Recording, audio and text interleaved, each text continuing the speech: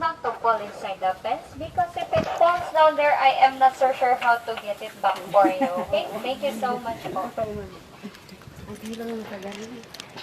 Mama.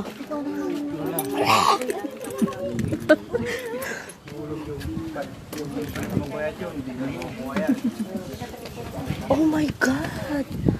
What? Laki yan. Totoo ba yan? Okay, so everyone over here on the first right hand, that one is a plan. And the plan over there is a real saltwater crocodile, which is about more than 40 to 50 years old and about 16 feet long. So he was a pet of the former governor of Paklan, and he was just donated here because he can no longer take care of him anymore. While over there on your left side, that one is Mark. Nothing political po for the Filipinos. That one is from Marabahay, Palawan. So he is a male saltwater crocodile, 30 to 40 years old, 15 feet long, 1'5". So crocodiles are highly territorial animals. So if we are in their territory, they will most likely attack us. So this one over here on the third pen, this is one of our largest crocodiles here in the vicinity. And this one is Makmak, Big Mac. Okay? So Makmak over here is a male saltwater crocodile, more than 60 years old, 60, and just the same size or same neck as Rio, the skeleton over there in the briefing area. Ganito kalaki na yung isa, no? Parang mahuhulog yung cellphone ko. So crocodiles can live up to 100 years old, and that is in human years old. Okay, so here in the facility, we feed them twice a week only because they have no metabolism. And in fact, in the one they can survive without eating for 6 months up to 1 year. So they are highly carnivorous, so what we feed them is chicken, fish, pork, about 10 to 15 kilograms of meat, again twice a week only. Ito yung isa o ate ko. Kita mo din nagbuta Okay, cellphone. so they are not Mas malaki yung nasa gitna. active at night. And what are you receive right now are saltwater crocodiles. Okay, so sila po na the 4 to 7 meters, 4 to 5 females, and 6 to 7 for the males. 17 feet. Maguling nga sa mga kuya yun. Mas malaki yung pangalawa. Awanin dito.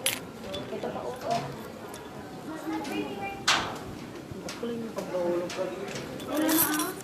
Okay, so if your crocodile has its mouth open, that only means it's cooling down. Ang lalaki pala nila sa personal, no? Pero pag nakikita mo sila sa TV, parang hindi mo i-expect na ganyan sila kalaki sa person. Example of the Philippine freshwater crocodile. This one is about 7 years old and about 2 meters long. This species can be only found here in the Philippines and some is critically endangered, and they can go up to just 2 to 3 meters only. Typical Filipino size, much smaller.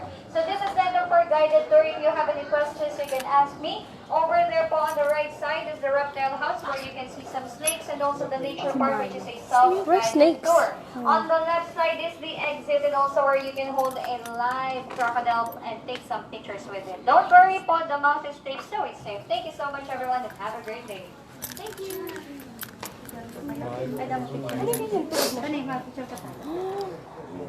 Tulog mulat yung...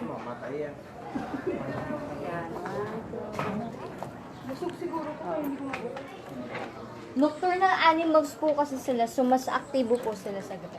They are most active at night.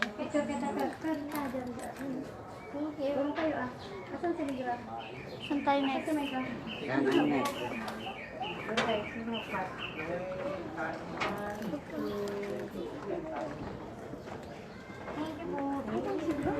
Diyan ka ate, kasi wala ka naman picture. Para naman, paano ko nga kayo mapipicture? Hindi po sila nakakain. Iba bang di, ma'am? Sa buong tao, gusto niyo po ba ma-chop-chop? Panood ka pa na ang video ko pa. Hindi talaan yan, ito dala mapantayan. Kasi may snakes dyan. Hindi talaan yan. Kaya dyan yung nagbuyag. Saan? Dito?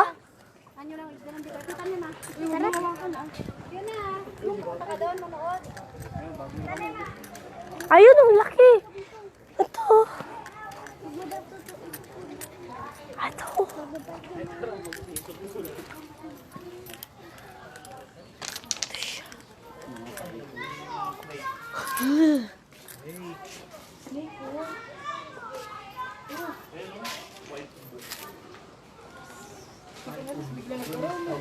Yung pinatay ko dun sa banyo na. Ayun, ulang mulat na mulat yung mata niya. Ito. Yak. Ako may pinatay ko dun sa akin.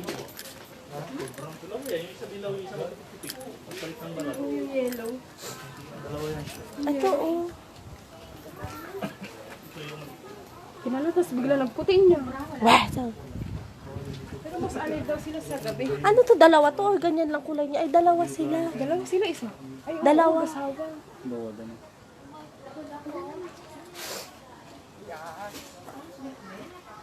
Yung crocodile, makakatakot no? Pag nakita ni Lola yan, dalawa sila. Sila kumakain ng buo. Si Lola, ayaw pumunta rito. Ayaw niya. Wala nang ibang pupuntahan dito. Ito lang. Mayroon pa ako. Ito pa, oh, may turtle ata dito. I like turtle. Ayun, oh, pero maliit siya.